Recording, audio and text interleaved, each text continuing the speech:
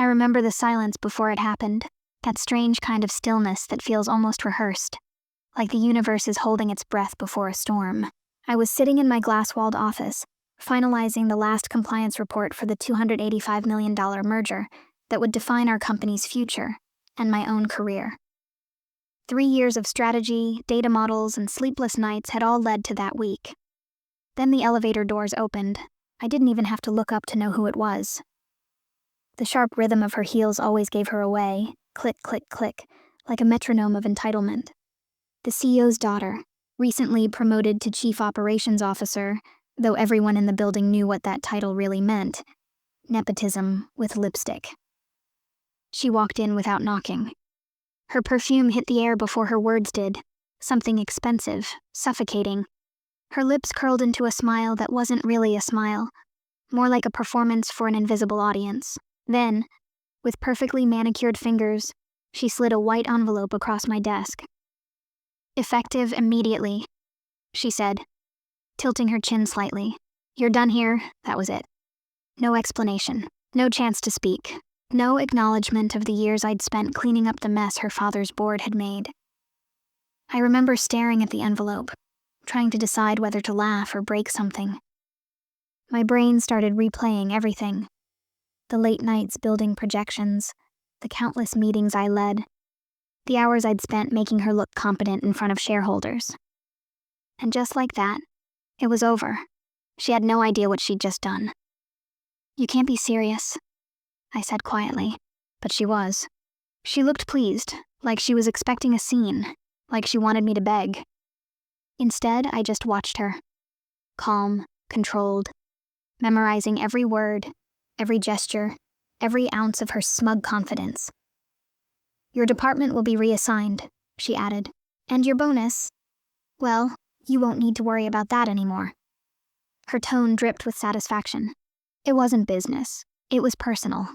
I'd seen the look in her eyes weeks before, at the board gala, when she overheard her father praising me in front of the investors. I'd seen the jealousy tighten her jaw. She wanted to prove she could make a decision on her own, a bold decision, and firing me, the architect of their merger, was her proof. She turned to leave, heels echoing on the polished floor, each step punctuating my humiliation. The office around me blurred as my mind started racing, not with anger, but with clarity. I wasn't angry she'd fired me. I was angry that she thought she could, because she had no idea what kind of access I had. No idea that every major financial model, every risk factor, every confidential partner detail flowed through the systems I'd built. She had no idea that removing me meant removing the one person who could keep that $285 million merger from collapsing under its own weight. I stared at the envelope again. The edges were crisp, clean, official. But to me, it looked like an invitation. She'd given me 72 hours before the bonus hit. 72 hours before the merger announcement. 72 hours before her father's company either made history or became one. I didn't plan revenge that day. I didn't have to. It planned itself the moment she said, "You're done here." And as I walked out of that building for the last time, I didn't feel defeated. I felt dangerous. Because if they thought firing me would end my story, they were about to learn what happens when the quiet one in the boardroom decides to speak through numbers, not words. They had 3 days to realize their mistake, and on the 4th day, everything they'd built came crashing down. When you spend years inside corporate walls, you start to see patterns, not in numbers, but in people. The way greed disguises itself as ambition, the way fear hides behind smiles in boardrooms, and the way power shifts silently without warning, like a current under still water. That merger was supposed to be my masterpiece. 2 giants, Larkson Finance and Meridian Capital, combining assets, resources, and networks to dominate the Southeast Asian investment sector. It was projected to create a $285 million empire within 6 months of closing. I'd been the one to design the integration strategy, model the revenue synergies, and identify the legal choke points that could make or break the deal. But to them, I was just another analyst, replaceable, forgettable, until they needed me. The CEO, Harold Vance, was an old-school titan of the finance world. Ruthless, brilliant, and loyal only to results. His daughter, Claire, had joined the company a year earlier after completing a business degree from a school that her father's name practically owned. She wanted control. She wanted validation, and she wanted it fast, so when she was made COO, her first move was to streamline leadership, meaning remove anyone who reminded her that she wasn't ready for the role. I was first on that list. The irony was, I had been the one covering for her for months, fixing her reports, correcting her projections, managing her mess quietly so she could present them as her own. I didn't mind it at first. I thought playing the invisible hand was safer. But in corporate politics, invisibility is mistaken for weakness. She fired me on a Thursday. The merger announcement was set for Monday. I had 72 hours before my system access expired. Enough time to watch the empire she inherited crumble under the weight of her arrogance. I spent that night staring at my home office screen. Lines of code and spreadsheets lighting up the room like a war map. Every number told a story. Hidden debts, performance inconsistencies, unverified asset valuations. Things I had buried temporarily to keep investor confidence steady during the transition. It wasn't manipulation, it was protection, a controlled truth. But now, that truth was my weapon. When I joined Larkson, I had built an internal audit system that connected directly with the risk management database, something only I and the CFO understood completely. It wasn't part of the company's main infrastructure. It was a shadow system, built to flag data inconsistencies before reports reached the board. In other words, the company's conscience. Claire didn't even know it existed. I opened the dashboard. The merger looked perfect on paper. But perfection in finance is a myth. A clean file usually means someone's hiding something, and I had the keys to every door. Still, I wasn't reckless. Revenge, if it's to work, needs patience and precision. I didn't want to destroy them out of emotion. I wanted to let their own arrogance do the work for me. I started documenting everything: transaction logs, compliance emails, unapproved capital shifts between departments. All legal, all traceable, if someone knew where to look. I didn't alter a single number. I simply prepared the truth in a way that would surface at exactly the right moment. By midnight, I had created what looked like a small ripple in the data. A single flagged report. A minor compliance inconsistency that would automatically trigger a deeper audit if the system updated on Monday morning. It wasn't sabotage. It was exposure. And once it began, it couldn't be stopped. That was the beauty of corporate machinery. Once it detects a risk, it spirals. Investors panic, auditors get involved, deals freeze, and reputations evaporate. The merger depended on timing and investor trust. And trust, once fractured, never recovers. I leaned back in my chair, eyes burning from the screen. The clock read 2:47 a.m.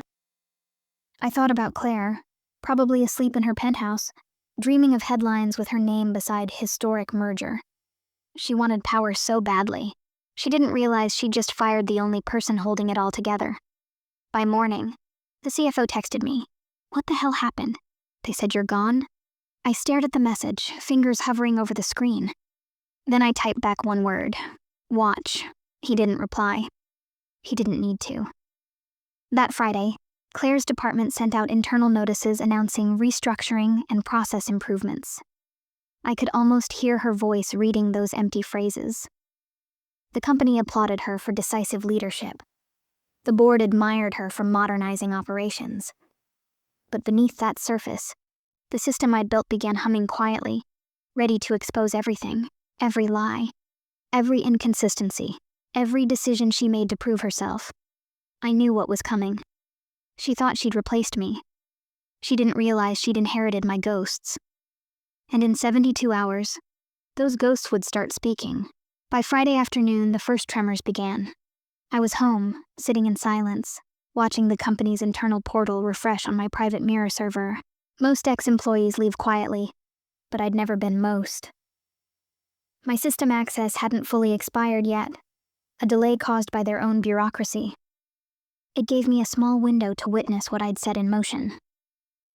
At exactly 2:12 p.m., the automated compliance algorithm kicked in. It started with a single red flag in the audit logs, a minor discrepancy between Larkson's declared asset pool and Meridian's receivables. Normally, it would have been nothing. A rounding issue, But my system wasn't built for normal. It was designed to dig deeper every time a number didn't match. Within minutes, one red flag became 12. By the end of the hour, the internal audit AI triggered a full review. That's when the call started. First, the CFO, then legal, then investor relations. Panic spreads fast in corporate environments, faster than truth, faster than reason. One small inconsistency, and suddenly everyone's whispering words like liability, exposure, breach. I sat there sipping black coffee, watching it unfold like a slow symphony of chaos. Claire must have noticed the first signs during her 3 p.m. board prep. The reports wouldn't load correctly. Some projections had turned blank, recalculating themselves in real time. By design, the system had begun cross-verifying old data, meaning it was unearthing every buried inconsistency from the last 6 months. At 3:27 p.m., I received a message from one of my old team leads. Something's wrong. Claire's freaking out. Did you? I smiled, but I didn't answer. Silence at that moment was power. By 5 p.m., the company's intranet was practically on fire. I could see dozens of executives pulling data copies, trying to figure out what was real and what wasn't. What they didn't know was that the audit software I'd built automatically synced every update to the secure regulatory cloud system. Once the compliance process began, there was no shutting it off. The moment someone touched the data, it logged them, time-stamped and irreversible. And by Monday morning, every regulatory partner and investor linked to the merger would receive an automated notice that said, in clean legal phrasing, pending review of disclosed financial inconsistencies. Those 4 words could stall a $285 million merger indefinitely.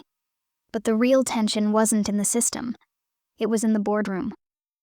I imagined the look on Claire's face as she tried to explain how their streamlined leadership just triggered a corporate lockdown. She wouldn't understand what was happening. She'd blame the IT department, the CFO, anyone but herself. And somewhere in her panic, she'd realized that the only person who could stop it was gone. I spent that weekend quiet. No gloating, no messages, just silence and control, because revenge isn't loud. It's not shouting in the halls or slamming doors. It's the quiet hum of inevitability. The moment your enemies realize you were never the problem, you were the protection. By Sunday night, I started getting updates from a contact at Meridian. Their lawyers had requested a temporary delay on the signing until Larkson resolved pending audit concerns. That single line was enough to freeze all transactions. Investors pulled their interim capital within 12 hours. Stock confidence dipped 14%, and inside Larkson's tower, chaos was now the culture. Claire held an emergency meeting at midnight, demanding answers, demanding fixes, demanding someone to blame. I could almost picture her standing at the head of that glossy conference table, voice trembling under the pressure of her own making. Every person in that room had once smiled at her, flattered her, followed her lead. Now, every one of them would turn on her to save themselves. She fired me to prove she could lead. Now, she was about to learn what leadership feels like when there's no one left to clean the mess. By the time the sun rose on Monday, the system had already completed its cycle. The notice went out to every investor, auditor, and regulatory partner simultaneously, just as I'd planned. 3 years of loyalty erased in 3 days. But as I watched her empire begin to shake, I felt something I hadn't expected, not satisfaction, but calm, because revenge, when done right, isn't about rage. It's about balance, and this was balance. By Monday morning, the entire company was vibrating with panic. I woke up to a flood of messages, ex-colleagues, analysts, even board assistants, each one sounding more desperate than the last. The merger hadn't just been delayed, it had been frozen. The regulatory audit had triggered an automatic clause that stopped all financial activity related to the merger until every flagged discrepancy was cleared. That could take weeks, maybe months. For a deal built entirely on timing, that was lethal. But the most interesting part wasn't the system breakdown. It was the silence from the top floor. Harold Vance, the CEO, was a man who never panicked publicly. He didn't raise his voice, didn't send mass emails, didn't rush meetings. When things went wrong, he observed, calculated, then struck with precision.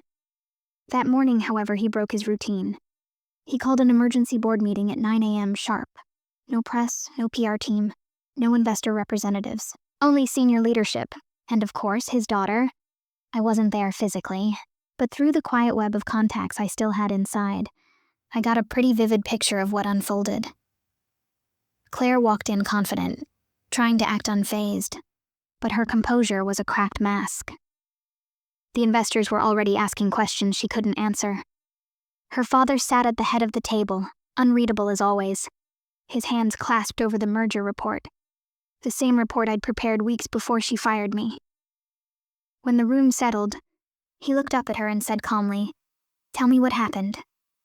She started spinning a narrative about system glitches, technical malfunctions, rogue auditors, every excuse she could find. The board watched in silence, their faces neutral but skeptical. The CFO, who had been loyal to me for years, quietly slid a document across the table toward Harold. It was a timestamp log from the internal audit system, the one I had built. It showed that the trigger came from an internal action on Thursday afternoon, precisely 2 hours after I was terminated. The action? Her attempt to manually access a locked financial projection file, the one only authorized to executive analytics. In other words, she had pulled a thread she didn't understand, and the entire system unraveled. I can imagine the pause that followed. Harold's face, still calm, while his daughter's voice began to falter. The CFO didn't need to say anything. The data spoke louder than words. When she realized it, panic set in. She started blaming me, said I'd sabotaged the system, that I must have planted something before leaving. But the timestamps betrayed her. The logs showed every keystroke from her account, every unauthorized access, every line of code she ran. Harold closed the file slowly, the way a judge might close a verdict.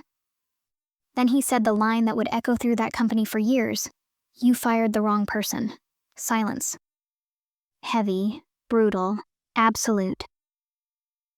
She tried to defend herself, said I'd been difficult, too controlling, a threat to her authority.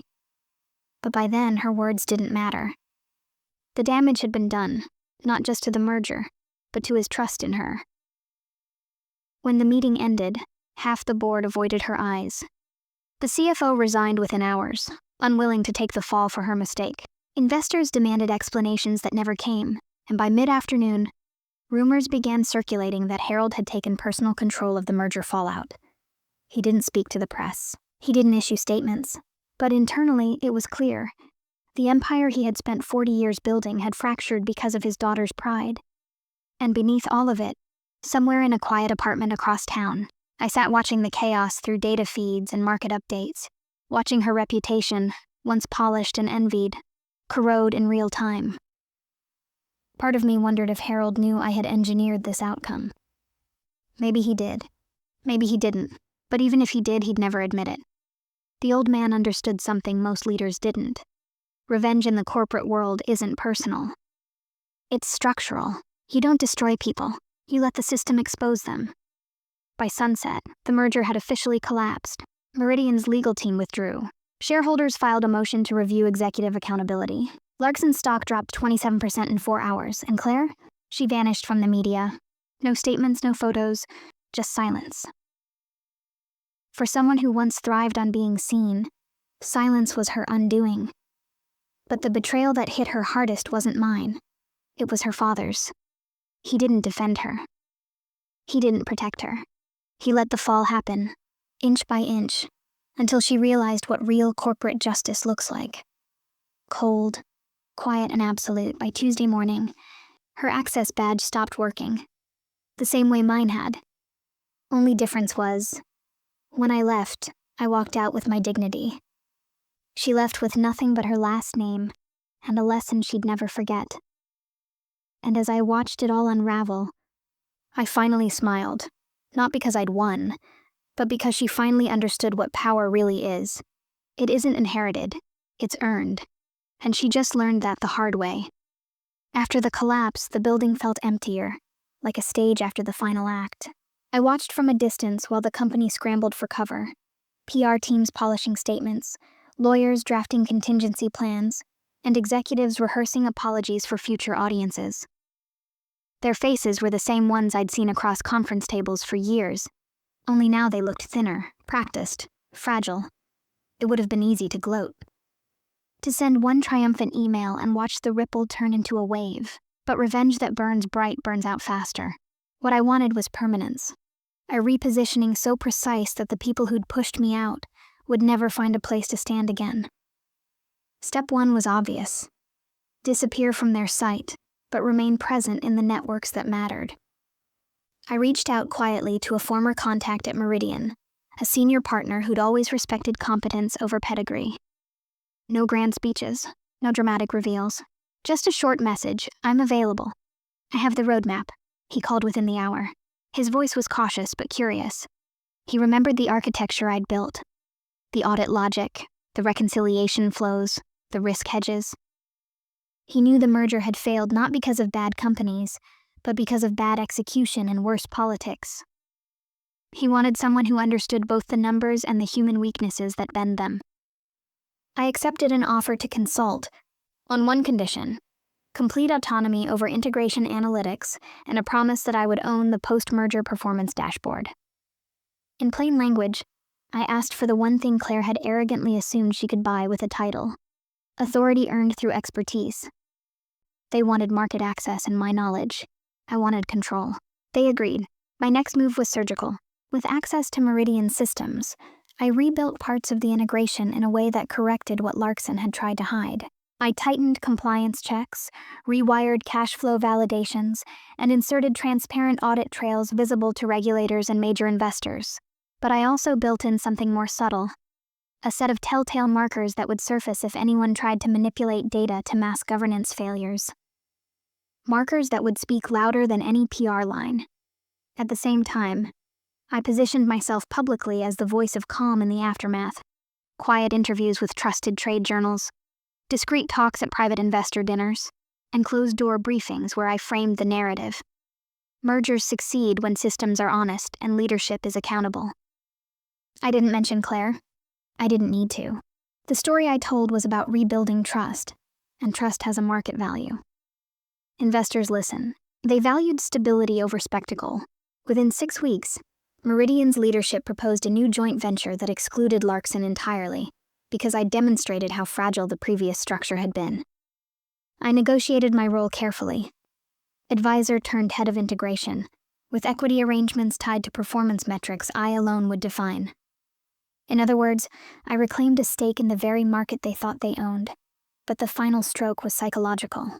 I began sharing anonymized summaries of Larkson's audit failures, redacted, legal, factual, during investor roadshows. Nothing defamatory, just a series of public filings and conference mentions that, when assembled, created a clear map of mismanagement. The market is a gossip machine that prefers receipts. Once the receipts were visible, Larkson's stock languished, and strategic partners started asking awkward questions. I didn't celebrate when their board began restructuring. I didn't dance when Claire filed for a consulting role under a different name. Instead, I built something enduring: a reputation that could not be bought, and a portfolio that converted humiliation into power. Revenge, I had learned, was not a momentary blast of heat.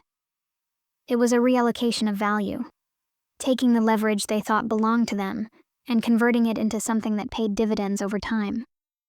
By the time my first quarterly report at the new venture posted, the market had decided where competence lived. People who once sneered now sent tentative messages. Some asked for jobs, some asked for apologies. I answered neither, because the real victory wasn't in their regret. It was in the quiet ledger entries that compounded week after week, the steady proof that when you understand where numbers hide, you also know where power sleeps. It happened on a Wednesday morning. The market was already tense after weeks of rumors, and Larkson's quarterly report was set to go public in 2 hours. I sat in my new office, glass walls reflecting the skyline, watching the numbers flicker on my monitor. I didn't need to hack anything this time. The truth was now automated. At 9:00 a.m., sharp, Larkson's financial statements went live. Within minutes, the first discrepancies appeared. Deferred revenue figures didn't match the projected asset base. The compliance flags, the same kind I had built years ago, lit up again, this time under the eyes of regulators and shareholders alike. By 9:15, news outlets picked it up. Larkson Finance faces merger fallout, the headlines read. Analysts dissected the inconsistencies, tracing them back to poor internal governance. The very thing I had warned them about before being fired. The market responded like it always does when it smells fear. Fast and unforgiving. I received a single text from an old colleague inside the company. 2 words, emergency meeting. That meeting would later be described as the most brutal hour in Larkson's history. The CEO sat at the head of the table, pale, hands clasped, surrounded by directors who no longer trusted him. The auditor's report confirmed what everyone suspected. Claire's unauthorized actions had compromised the entire merger framework. The board demanded accountability, and this time, even Harold couldn't shield her. She tried to defend herself again, saying I'd manipulated the systems. But the digital trails didn't lie. Every timestamp, every log, every decision pointed to her. The compliance algorithms she once mocked had become the very judge and jury against her. And then came the final blow. One of the board members announced that Meridian, now thriving under its new integration head, had submitted an acquisition proposal to absorb what was left of Larkson's portfolio. A lifeline wrapped in humiliation. Claire froze. She didn't know, of course, that I was behind that proposal. That the same analytics she once dismissed as technical clutter now dictated her company's surrender terms. That every data model, every projection, every calculated clause had my fingerprints. But this time, they were legitimate, public, unassailable. The CEO looked at the offer sheet for a long moment. His eyes, once filled with iron confidence, now looked hollow. When he finally spoke, his voice broke just slightly. Accept it. The room fell silent.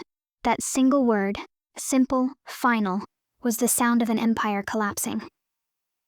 By 10:37 a.m., Larkson Finance officially agreed to the acquisition. Their $285 million merger dream was over, replaced by a salvage deal that valued them at less than half. Claire left the boardroom without a word, her legacy sealed not by failure, but by exposure. I closed my laptop and leaned back, watching the headlines flood the feed. The numbers were clean, the audits transparent, and my name, quietly, discreetly, attached to the successful recovery operation that saved Meridian's investors from ruin. That was my moment. Not to celebrate, not to gloat, but to breathe. Because revenge, when it's complete, doesn't explode, it exhales. I hadn't destroyed them with fury. I'd dismantled them with proof. And in the end, it wasn't me who made them fall. It was their own reflection, projected through the one system they never understood. The chaos that followed was almost poetic, a slow-motion collapse that no one could stop. The merger that once promised a golden future was officially declared dead within days. The board was livid, demanding explanations that no one could give. Documents vanished, emails resurfaced, and whispers filled the corridors like smoke after a fire. The CEO's daughter didn't last long. She quietly resigned for personal reasons, escorted out by security with eyes red and face pale. Her father, the once untouchable man who ran this empire with arrogance, vanished from public view soon after. In the industry, his name became a cautionary tale, spoken only in hushed tones at conferences and late-night meetings. I never gloated. I didn't need to. My silence spoke louder than any victory speech ever could. I passed the office tower one final time, watching from across the street as workers peeled the company logo from the glass facade. Piece by piece, layer by layer, just like the truth I had so carefully exposed. Some revenge burns fast, consuming everything in its path. Mine was colder, slower. It didn't just destroy. It hollowed out their pride, leaving only echoes where power once lived. Revenge doesn't always come with fire and chaos. Sometimes it arrives dressed in silence, calm, deliberate, and precise. I didn't want to ruin lives. I wanted to balance the scales, to remind them that power built on arrogance will always collapse under its own weight. In the weeks that followed, offers started coming my way. Rival firms, consultants, even private equity circles curious about the woman who outsmarted a $285 million merger. But I didn't rush back into the boardroom. I needed time, not to celebrate, but to breathe. To remember who I was before they turned me into a weapon. I learned something in those quiet nights after it all ended. Revenge isn't just about payback. It's about reclaiming control over the story they tried to write for you. And sometimes, walking away with your dignity intact is the sharpest blade you can wield. This is Revenge Untold, where power meets justice, and silence speaks louder than destruction. Don't forget to subscribe.